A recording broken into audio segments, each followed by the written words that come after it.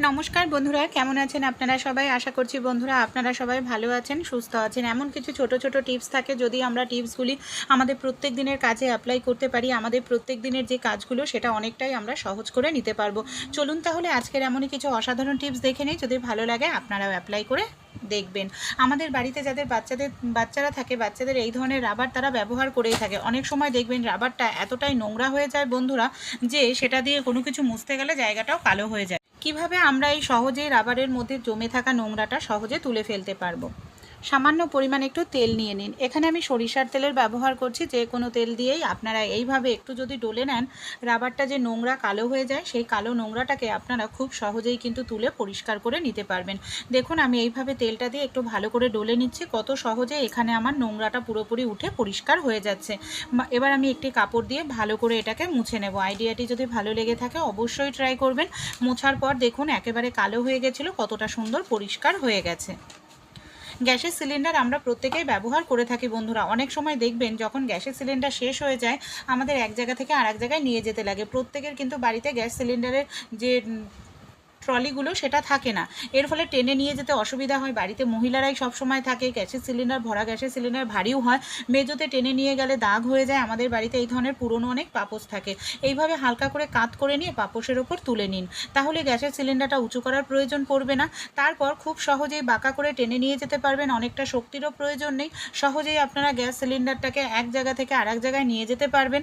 এতে আপনাদের নিয়ে যেতেও সুবিধা হবে, মেঝেতেও দাগ হবে না। ভারী সিলিন্ডার আপনাদের কারোর সাহায্য ছাড়াই আপনারা সহজেই করতে পারবেন। ভালো লাগলে অবশ্যই আপনারা এই ছোট্ট টিপসটি ট্রাই করে বন্ধুরা দেখবেন। ভাত আমরা কম বেশি প্রত্যেকেই খেয়ে থাকি বন্ধুরা। অনেক সময় দেখবেন আমরা যখন ভাত রান্না করি, রান্না করার পর ভাতের ফ্যানটা ঝরিয়ে থাকি, কি সমস্যা হয় দেখবেন ফ্যান ঝরাতে গেলে ফ্যানের মধ্যে অনেক সময় না ভাত পড়ে যায়, আর ফ্যানের মধ্যে ভাত পড়ে গেলে দেখা যায় সেই ভাতটা আমাদের নষ্ট হয়ে যায় বন্ধুরা। তাই আপনারা একটি কাজ করবেন, যখনই আপনারা ফ্যানের ভাতটা ঝরাবেন এই কাজটি আপনাদের করতে হবে। কি করবেন, আপনারা একটি গ্লাস নিয়ে নিন, গ্লাসটাকে উল্টো করে এইভাবে আপনারা বসিয়ে দিন, আর হাঁড়িটাকে উল্টো করে এভাবে দিলে কি হয়, এই যে গ্লাসটার কারণে আপনাদের হাঁড়ির ঢাকনাটা টাইটভাবে আটকে থাকবে, যার কারণে কোনোভাবেই আপনাদের কিন্তু ফ্যানের মধ্যে ভাত পড়ার সম্ভাবনা থাকবে না। ভালো লাগলে অবশ্যই এই ছোট্ট টিপসটি ট্রাই করে আপনারাও দেখবেন।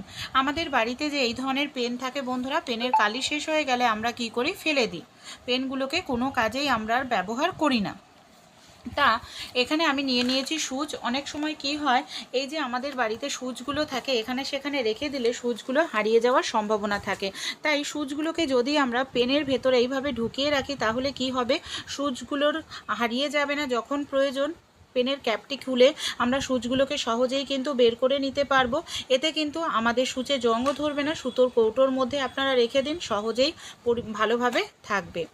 বাঁধাকপি আমরা কম বেশি প্রত্যেকেই খেয়ে থাকি বন্ধুরা। অনেক সময় বাঁধাকপি ঝিরিঝিরি করে কাটতে গিয়ে আমাদের হাত কেটে যাওয়ার সম্ভাবনা থাকে, তাই ছোট্ট একটি কাজ আপনারা করতে পারেন। ছুরি বটি ছাড়াই আপনারা সহজেই বাঁধাকপি কেটে নিতে পারবেন, হাত কাটার সম্ভাবনা থাকবে না। আমাদের বাড়িতে যে এই ধরনের পিলারের ব্যবহার করে থাকি, কম বেশি প্রত্যেকের বাড়িতেই থাকে, এই ধরনের পিলারের সাহায্যে যদি আমরা বাঁধাকপি কাটি বন্ধুরা, একদম ঝিরিঝিরি করে বাঁধাকপিটা কেটে নিতে পারবো, হাত কাটার কোনো রকম সম্ভাবনা থাকবে না। এমনকি খুব তাড়াতাড়ির মধ্যেই আমরা অল্প সময়ের মধ্যে অনেকটা পরিমাণ বাঁধাকপি দেখুন কেটে নিতে পারছি। আর কতটা সুন্দর ঝিরিঝিরিভাবে এখানে আমার বাঁধাকপিটা কাটা হচ্ছে। ভালো লাগলে আইডিয়াটি অবশ্যই আপনারাও কিন্তু ট্রাই করে দেখবেন বন্ধুরা, আশা করছি উপকার পাবেন। এই দেখুন এখানে আমার কিন্তু পুরোটা বাঁধাকপি আমি এইভাবে কেটে নিয়েছি, আর সময়ও কম লাগলো, আঙুলও কাটার সম্ভাবনা নেই, আর কাজটাও আমাদের অনেকটা সহজ হয়ে গেল। আমাদের বাড়িতে কেউ না কেউ এমন অবশ্যই একজন না দুজন থাকেন যারা চশমা পরে থাকেন, কিন্তু চশমা যখন পরে রাস্তায় ধুলো ময়লা মধ্যে বের হয় দেখা যায় চশমার কাঁচটার মধ্যে ধুলো ময়লা লাগে, যার কারণে চশমার কাঁচটা আমাদের আবছা হয়ে যায়।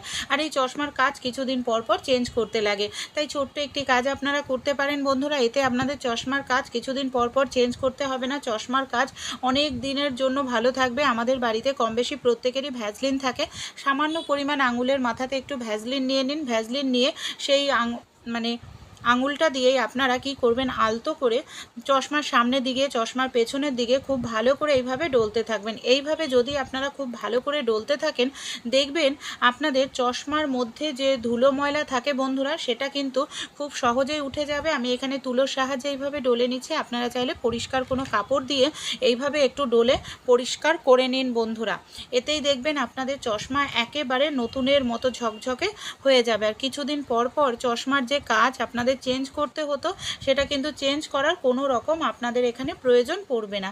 আইডিয়াটি যদি ভালো লেগে থাকে অবশ্যই কিন্তু আপনারাও ট্রাই করে দেখবেন। এই দেখুন চশমার ভেতরের দিকটা, এমনকি চশমার বাইরের দিকটা আমি কিন্তু এখানে খুব ভালো করে পরিষ্কার করে নিয়েছি। প্রথমে কীরকম আবছা ছিল, আর দেখুন এখন কতটা সুন্দর এখানে আমার পরিষ্কার হয়ে গেল।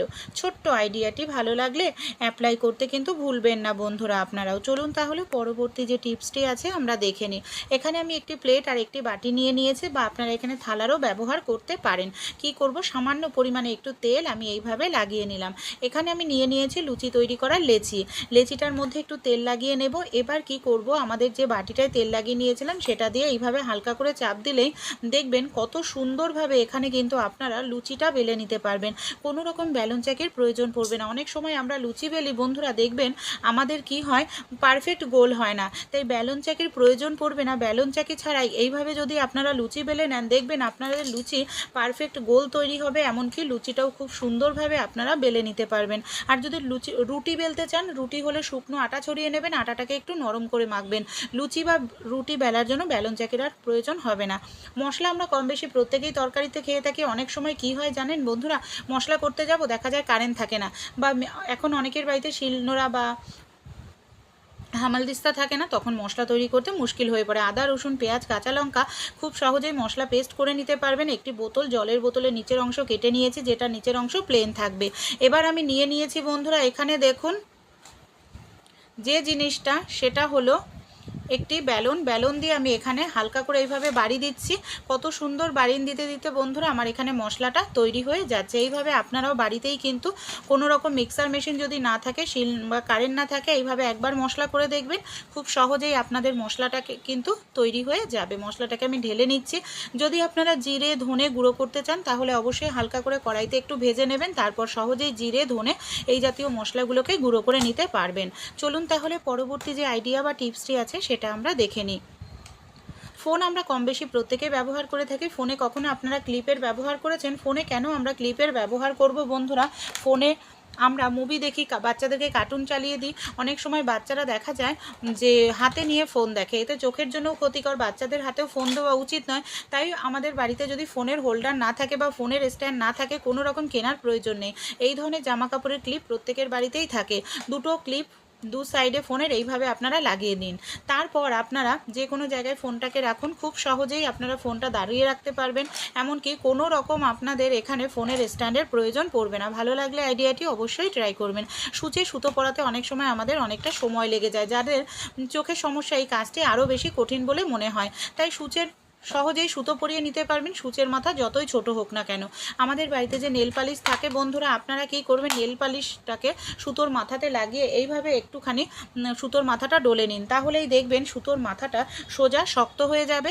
আর যখন আপনারা সূচে সুতো পরাতে যাবেন, সুতোর মাথা নড়াচড়া করবে না। আপনারা সেকেন্ডের মধ্যেই কিন্তু ছোট সূচের মধ্যে সুতো পরিয়ে নিতে পারবেন। ভালো লাগলে আইডিয়াটি অবশ্যই কিন্তু আপনারাও ট্রাই করতে বন্ধুরা ভুলবেন না।